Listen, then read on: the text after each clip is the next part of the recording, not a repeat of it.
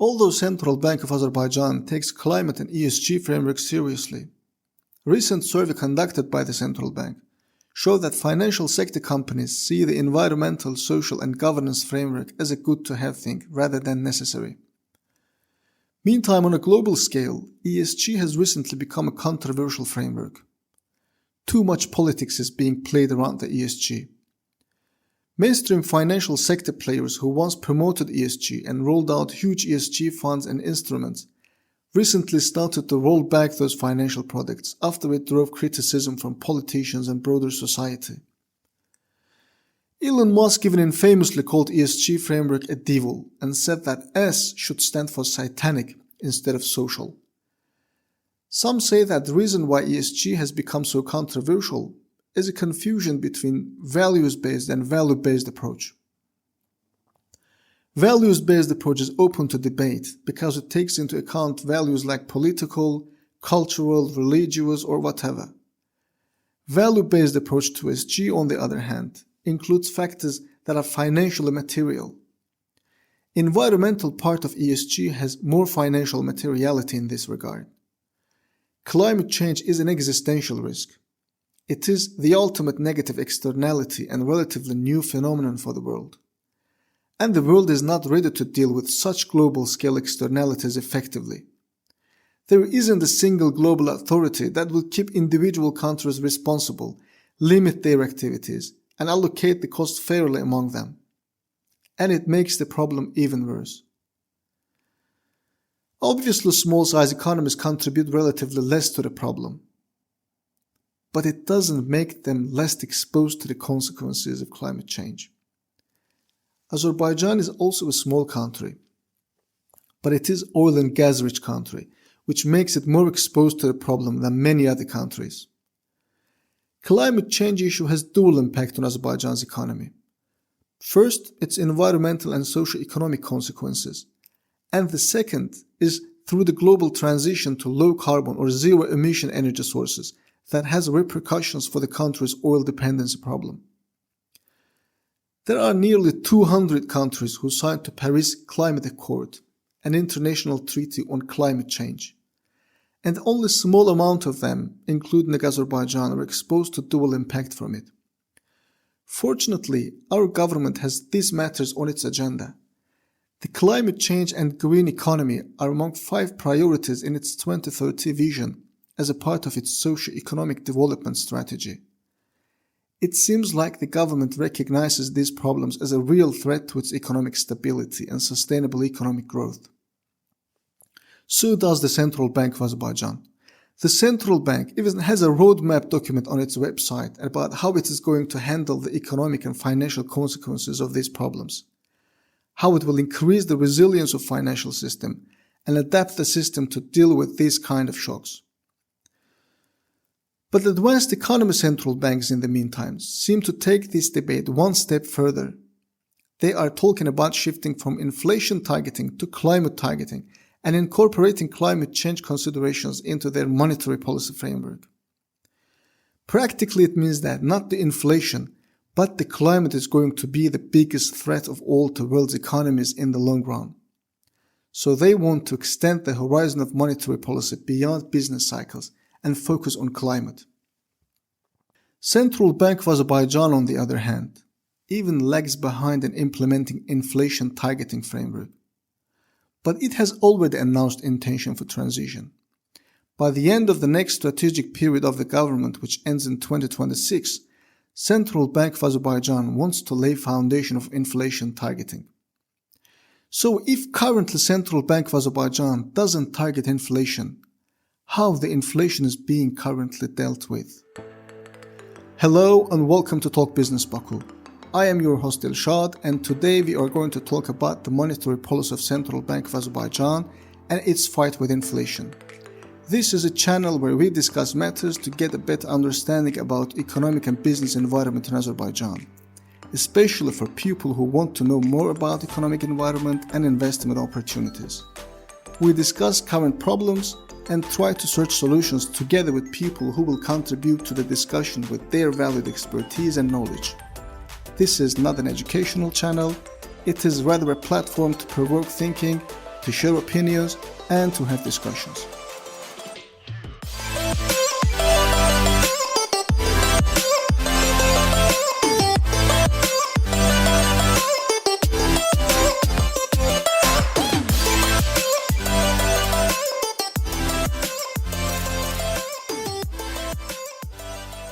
Central Bank of Azerbaijan declares that the primary objective of its monetary policy is price stability. So it is a single mandate policy, and it's about controlling inflation. There are other central banks across the globe which have dual mandate, like US Federal Reserve System, which targets inflation and unemployment at the same time. But dual mandate monetary policy is not necessarily superior to single mandate policy. European Central Bank, for instance, is also a single mandate central bank. With monetary policy objective of price stability, Central Bank of Azerbaijan also says that the anchor of price stability is exchange rate. More precisely, it is a non-oil trade-weighted nominal effective exchange rate. Here's a bit long definition for an exchange rate. So it's practically a nominal exchange rate against a basket of our non-oil trading partners, weighted by the volumes of trade with each country. So our central bank primarily relies on one particular channel of many available monetary policy transmission channels. Exchange rate targeting has proved itself to be an effective way of controlling inflation during normal economic periods, especially for resource-dependent economies. Essentially, central bank keeps nominal exchange rate of manat fixed against US dollar, currently, as we all know, at the rate of 1.70. But even if you keep your nominal exchange rate fixed against US dollar, nominal effective and real effective exchange rates change, because they depend on exchange rates of your trading partner countries and price levels in those countries. To give a real example, like we all see that the exchange rate of our two main trading partner countries, Turkey and Russia, has recently fallen dramatically. So it makes the nominal effective exchange rate of manat appreciate. Other things equal, it will make important goods and services from these countries cheaper for a certain period of time. So theoretically, it should have a downward pressure on inflation through input from these countries. Based exactly on this scenario, Fitch Ratings Agency recently predicted that the inflation rate in Azerbaijan is going to fall to around 6% next year, from current levels of 10%. Because nominal effective exchange rate of manat has increased against Turkish lira and Russian ruble. But inflation can also be imported from these countries if higher inflation rate lingers in these countries. Although here in this particular scenario appreciation of manat helps with inflation, problem with appreciation of manat is that it is not good for exports. So economic issues are always complex and they are full with trade-offs. Exchange rate is just one channel that is available for transmission of monetary policy, besides other channels like interest rate, asset prices, and expectations. So why does Central Bank of Azerbaijan primarily use exchange rate as an anchor of price stability or a transmission channel of monetary policy? Why does other majority of central banks, and especially advanced economy banks, use other channels and particularly interest rate channel? First reason, as I already said, is that exchange rate has been proven to be a reliable anchor of price stability for resource-dependent economies. It is good for economic stability, good for planning ahead, it's good for foreign investments, it provides more visibility and also mitigates inflationary pressures under certain circumstances. But it has its own drawbacks at the same time. It is not as efficient as interest rate channel. It is vulnerable to external shocks and especially to oil price swings in case of our economy. During oil price slump of 2014, our economy was badly hit and we had to spend 1/3 of our currency reserves even after devaluing our currency for more than 100%.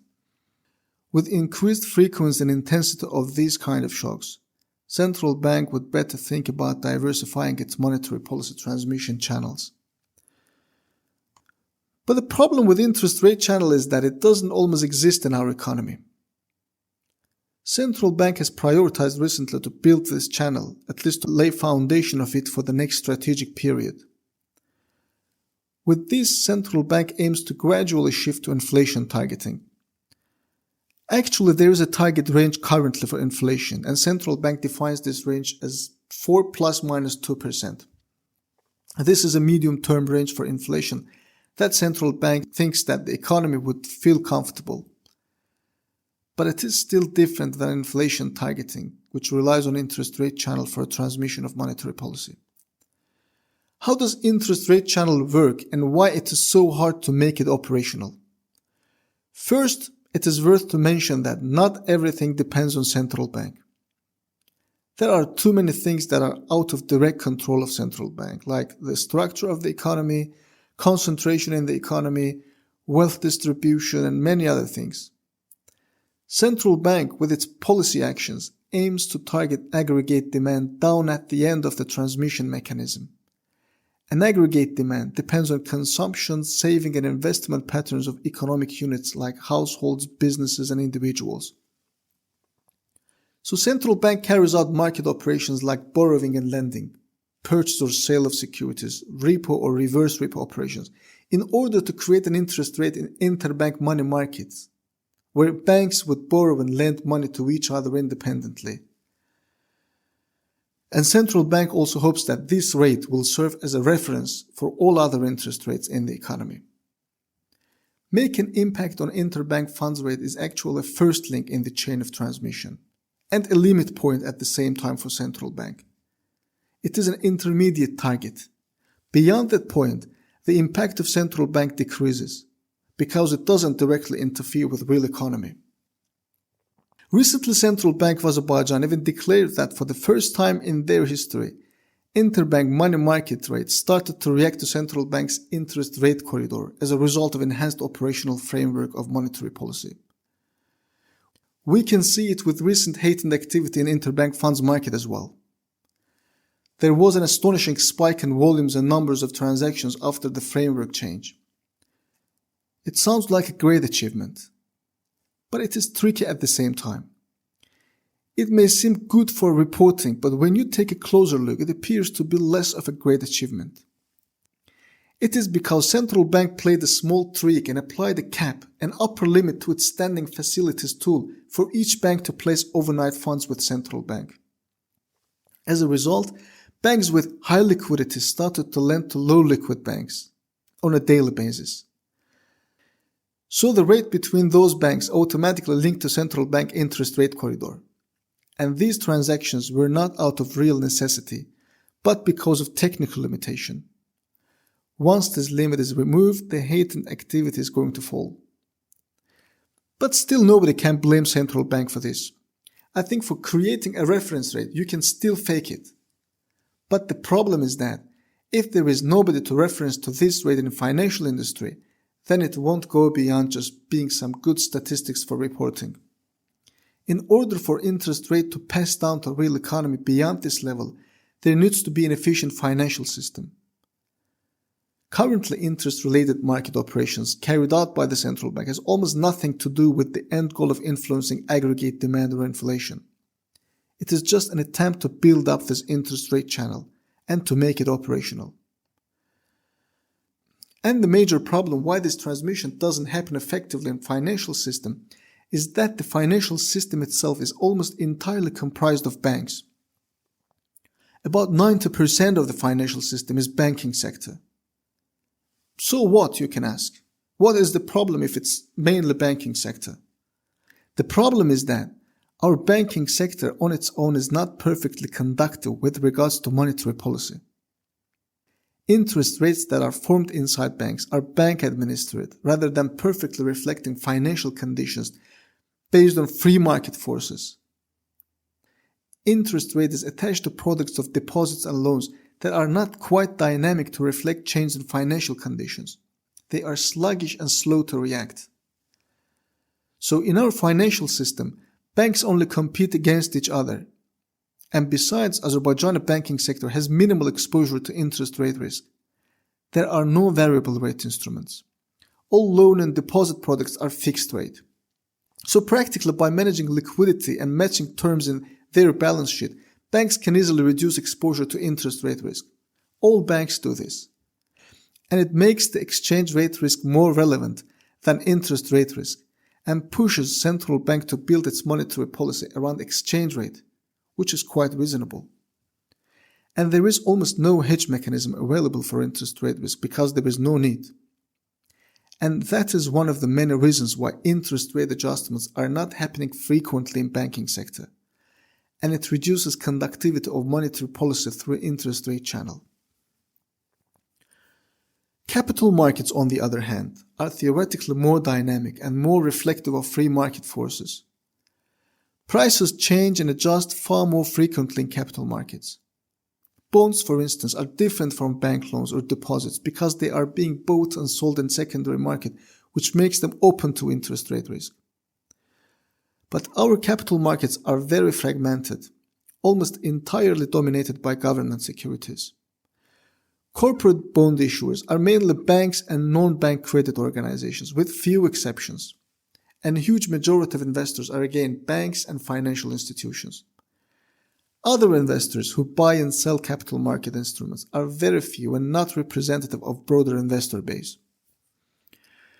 So let's look at total volumes of Baku Stock Exchange for 9 months of 2023 from January through September. Total trading volume for the period was little less than 16 billion manats. Not bad. Almost 12% of GDP for only 9 months. Quite impressive. Let's dive deeper. More than half of overall volume are repo transactions. Repo transactions are mainly carried out by banks. And the reason why this segment is the biggest, there is a leverage element to it. Imagine that you are a bank and you purchase the bond or a central bank note. You go and do repo with this bond, as if you pledge them or sell them for a short period of time with an obligation to buy them back. And as a result, you borrow money. With that money, you go and buy new bonds.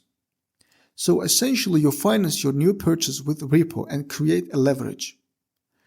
Practically, you can do it for multiple times. In times of ample liquidity, it's not a problem to find counterparties to do repo with you. And another reason, much trickier reason, is that investment companies who do this repo transaction on behalf of their customers deliberately make it for shorter periods, to prolong it for multiple times. Do you know why? Because investment companies compete among themselves to rank higher by their transaction volumes. It is a prestige to rank higher among competitors. You can do one transaction for a longer period, or you can do multiple transactions for shorter periods. In the latter, amounts add up and volumes increase. So diving deeper, we see that underlying reason for high volumes of repo transactions is a bit tricky. Another 40% of total market volume is government and central bank securities. So these operations are part of fiscal and monetary policy, and it's normal to be high. Corporate securities segment is dwarfed by government securities with around 6% of total turnover. And if we exclude mortgage fund bonds from corporate securities, which are quasi-government securities, then the share of real corporate segment falls to 2.5%. And a huge part of this 2.5% are banks and other financial institutions. Although total market volume looks impressive at first glance, but when you look beneath the surface, nothing substantial remains. So looking at capital markets, we see that there is an efficient environment for free market forces to establish prices in financial markets that would play into the hand of central bank to make smooth transition to inflation targeting framework. Because capital markets are missing in the equation. The thing I'm talking about is actually simple. Everybody knows that every economy needs advanced capital markets. There is nothing new about it. The point I'm trying to make is that we look at the wrong place for the solution of the problem. Even if we seem to understand the problem and taking commitments about its solution, but again when policies are being made or proposals are being given, everything revolves around banking sector. Even in strategic documents, one can easily see how less emphasis is being put on capital markets. I don't mean to underestimate the role of banks in this case. But our financial system is like a disabled man only with one foot, and we put too much weight on that foot. For me, it is an indication of lack of awareness about the root cause of the problem. But to develop capital markets is a task easier said than done. At least for the last 20 years, there has been many endeavors to make improvements. But what I have witnessed so far is that all proposals and all measures about development of capital markets has always been around what we can do about legislation, how we can improve rules and guidelines, what we can do about technology. Even a couple of days ago, in his interview to the state television, the chairman of the Central Bank of Azerbaijan, Tayle Kazımov, made an announcement of new strategy for all segments of financial markets that are going to be made public in a month or so. Even in his remarks, when he made a hint to measures of capital markets, he said that it's going to be around infrastructure and digitalization. These are essential measures, of course, but still I think that these are decorations. The real problem that we have always turned a blind eye was a chicken and egg dilemma. Investors or issuers? It is a marketplace at the end of the day. Who would you bring first to the market? If there were sufficient and diverse base of investors who are ready to buy at a reasonable market price, then providers of those instruments would have an incentive to come. And the reverse is also true. Like if there were a diverse base of profitable, competitive instruments, it would have been easy to allure investors and bring them to the market. So how would you solve the dilemma? Now let's look who are the existing players of the market. Banks and big institutional investors. They are critically important for capital markets, but I think that at this stage they are restraining this market from developing. Banks are creating an illusion as if we have capital markets. I would even say that banks are currently keeping capital markets hostage. They dominate volumes. They even own almost all investment companies in our financial industry. It is their boards who decide how much money can be allocated to capital markets. Again, I say, there is nothing wrong with banks' presence in capital markets. It is even crucial. But I think this argument is valid for advanced capital markets. But for especially Azerbaijan's capital markets, what I have been observing so far is that these big players are slowing down capital markets to grow beyond its infancy stage. I might be wrong and I'm not insisting on this argument to be exactly the case. But this is at least a diagnosis that I feel is true based on my own observations. And I am happy to be challenged on this. So how we can solve the problem? I wouldn't say that I know the solution. There is no simple solution. But with regards to chicken and egg dilemma, as with all dilemmas, I think if we start from any of the options and work hard with our choice, there is a chance that we can make it. I can propose one small trick, but again, it's not necessarily a solution. I would rather ask our audience to challenge this proposal as well. So with the dilemma, let's assume that the chicken comes first. So I would propose to bring diverse base of investors first to the market as a solution and offer them few bonds, even a single type of bond, but very profitable and attractive bond. And I would limit single purchase by some amount and target primarily households, individuals, small and medium businesses. And you guessed it right, I would keep banks and institutional investors away from purchasing this issuance. And this issuance will be promoted at high level. It's going to be extraordinary investment opportunity. I know that there might be some side effects of this kind of issuance, and even it may temporarily put banks at disadvantageous position. But I also assume that central bank will come up with efficient countermeasures to mitigate these side effects, and even mitigate inflationary pressures that it might cause. The next question is, who is going to be the issuer of these bonds? The answer is government. Every year, state oil fund transfers billions of monies to state budget.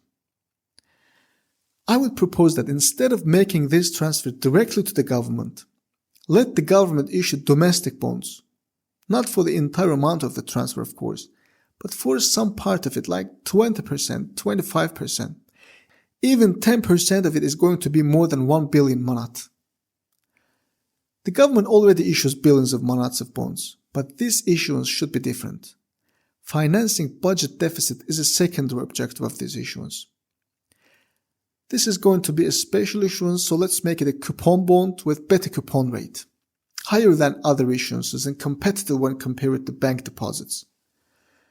And let's make the state oil fund, who actually was de facto lender of these funds to the government, stand ready to buy these bonds back at any time and without any discount. So the whole interest for holding period is being paid and the investor doesn't lose. Like you are not being penalized, as you are currently when withdrawing deposit from bank prematurely. But there is going to be additional cost to this proposal. Interest that is paid to investors. Maybe more than 100 million manat. One can argue that when State Oil Fund originally was transferring these funds, it was for free because it was not a debt. It was a transfer that the government had no obligation to pay back. But now with what you are proposing, there is a huge cost. I think this is the point that we have been missing so far. There is no free lunch. We are talking about building capital markets that doesn't exist. It has to be costly. You simply can't be building capital markets just spending tiny amounts on upgrading your guidelines, rules, or holding seminars to raise awareness only with these kind of measures. These are essential measures, as I said before, but these are decorations. It can't be as simple as that. Those who are essential constituents of capital markets, like investors and issuers, should really be incentivized. And now the question is, who is going to pay these costs? The government is going to pay. Central bank is going to pay. State oil fund, you, me, entire economy, whoever is going to benefit out of advanced capital markets should pay for this. And how we are going to pay? With interest cost, through tax exemptions, other possible incentives, whatever it is. And what is it going to give us? Imagine that 100,000 people or businesses are going to know how capital markets are working. They will have depository account. They will know how to place order, how to buy things in this market. They will start to follow the market for opportunities. It will increase their financial literacy. Only then we can invite businesses to issue bond in the market, where there are 100,000 potential investors, not only banks who are currently dictating terms. I don't claim it to be the best solution. It is just something that I would propose with my limited observation, and to me it seems quite reasonable. It definitely has its flaws and shortcomings. Maybe it is even totally unacceptable or entirely insane idea. I wouldn't even argue that. But I would like you to share your opinions and thoughts. I'm sure that many of you can come up with much better solutions. Whatever the solution is going to be, I think it is a matter of focus. And with problem in the structure of financial system, I think the focus should be tilted towards capital markets. With central bank being one of the beneficiaries of advanced capital markets, it's hugely going to help it with conducting its monetary policy efficiently. Not only it will help with interest rate channel, but also it will increase the efficiency of asset prices and expectations channels as well. For asset prices to be efficient channel of transmission, there needs to be financial assets and portfolios of economic units like households and businesses. Only then the value of these assets will have its impact on consumption or investing behaviors of people and businesses. But if the only financial assets they hold is bank deposits, which is not as reactive to monetary policy actions as capital market assets would be, then this channel is not going to be operational. And furthermore, expectations and confidence channel is also going to be positively affected as a means of transmission. In very recent years, we have seen that confidence has been restored to central bank again. But some 5-6 years ago, people were jokingly saying that if central bank says something, take the opposite position. During oil price crisis of 2015, the central bank took a huge blow to its reputation by not properly managing its communication with markets, which also was a legacy of exchange rate targeting policy. And it is another example of inefficiency of solely relying on exchange rate channel. With advanced capital markets, future guidance of central bank is also going to be efficiently reflected on market expectations. Also, with inflation targeting objective, it's expected that central bank will gradually shift to floating exchange rate. Right now, almost all economists in the country will agree that the economy is not ready to let the money to float freely. With no sufficiently diversified export industry, almost the only provider of US dollar is state oil fund. But here again, capital markets would play a pivotal role in diversifying the economy through facilitating access to funds and redistribution of capital. Capital markets are also going to create a rivalry for banks. Currently, banks are enjoying monopolistic position in financial industry and taking a lion's share of profit in the money world. Every time when banks are blamed for higher interest rates for loans, the only argument they defend themselves is, look at our cost of capital, look at our risk premium, and then judge about our profit. I agree. If you look at the source of money for lending, it's almost entirely funded by deposit portfolio. But with rivalry from capital markets, there is still a room in cost of capital to come down. And making a fair assessment of risk is also a challenge for banks, especially with shrinking but yet significant size of shadow economy. But again, with healthy rivalry from capital markets, there is still a room for risk premium of loans to come down as well, which will provide a fair distribution of benefits across all units of economy and end the banks dictating the terms in financial industry. Where else are we going to manage and mitigate financial risks for a broader economy if not in capital markets with proper risk instruments? And in my humble opinion, if I were to discount many economic challenges that lay ahead and current economic problems like less diversity, uneven distribution of wealth, I would say that the common denominator solution is going to be advanced capital markets. Not sufficient as a single solution, of course, but it is a great leverage point for solving many of these economic problems. It needs to be given the attention that it deserves in all strategic documents and plans. Do you know, by the way, how many bond issuances considered for the next strategic period of the government? 15. You heard it right, 15, 10 and 5. It is in the document. I think it is very soft target and probably an indication of low attention to the problem. And it also makes me to think that the awareness about the problem is still low. But urgency seems to be high. Not to mention other risks, climate change issue that I touched upon at the start itself is going to make oil and gas prices very volatile. Let me make a small disclaimer at this point. With regards to climate change, there is even a greater role to be played by the government. But here, for the purpose of this episode, I focus on monetary aspect of it. So I put aside governmental and fiscal policies deliberately. The roadmap of central bank that I mentioned at the beginning, about climate change adaptation and sustainable finance, I was surprised that the major risk factor was not mentioned there, which is global ban of oil and gas extraction at some point in the future, which is very relevant to our country. And what if at that point we won't be in a position to have diversified our economy well enough to cope with these problems?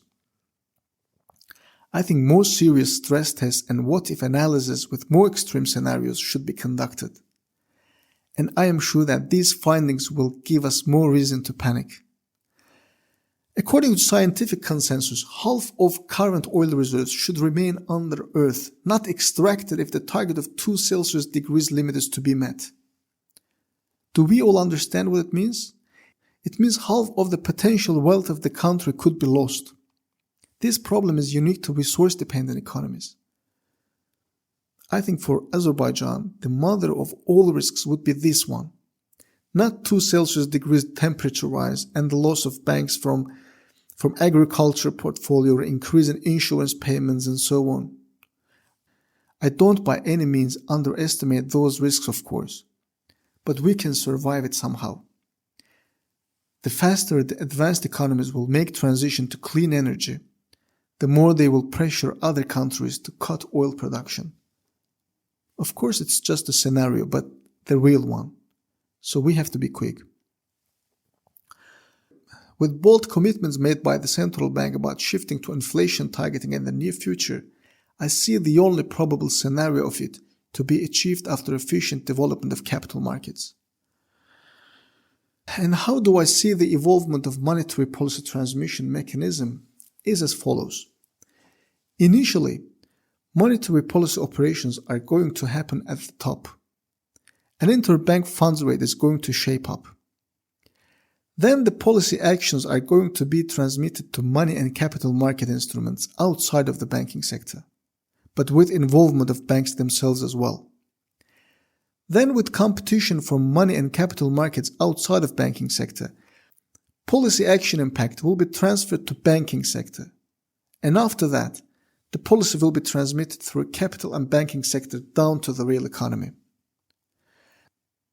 And over time, with increase of the efficiency of expectations and confidence channel, the conductivity of banking sector will increase and monetary policy actions will find its way into the economy simultaneously through banking sector and capital markets, and even directly bypassing these two. This imaginary chart is just for the purpose of delivering my point, and might not exactly describe the flow of the monetary policy impact. As I said before, this kind of macroeconomic phenomenon is hard to comprehend and measure. So apologize if any of you would find this imaginary chart erroneous. This is just to visualize my point. It is also worth to say that monetary policy, like any other macroeconomic policy, works with delays and time lags. Even under efficient monetary policy frameworks, monetary actions of central banks take up to 2 years to be fully reflected on ultimate objectives. These time lags makes measurements even harder.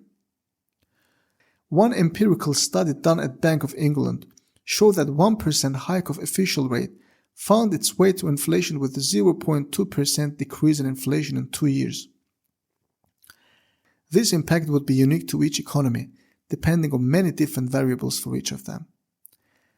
Central Bank of Azerbaijan also believes that the time lag of its monetary policy is 2 years. I am not sure how much the specifics of our economy were considered when this time lag was calculated, or if ever it was measured at all for our economy, because it's so much complex. Considering all these complexities and global threats, Central Bank of Azerbaijan would better diversify its toolbox soon and have more flexible and operational monetary policy framework together with its regulatory oversight. And I'm pretty sure that much deeper discussions around these matters are happening inside Central Bank of Azerbaijan. Recent changes are also promising. We see a central bank getting stronger and more capable to cope with all these problems with new management appointments, new frameworks, and increased communication. I hope that we will start to see tangible results very soon. So I'm wrapping up. I will once again ask for your thoughts and your opinions about things that I touched upon in this episode. Please share what you think around these matters. So that is it for today. Hope to see you on the next episode.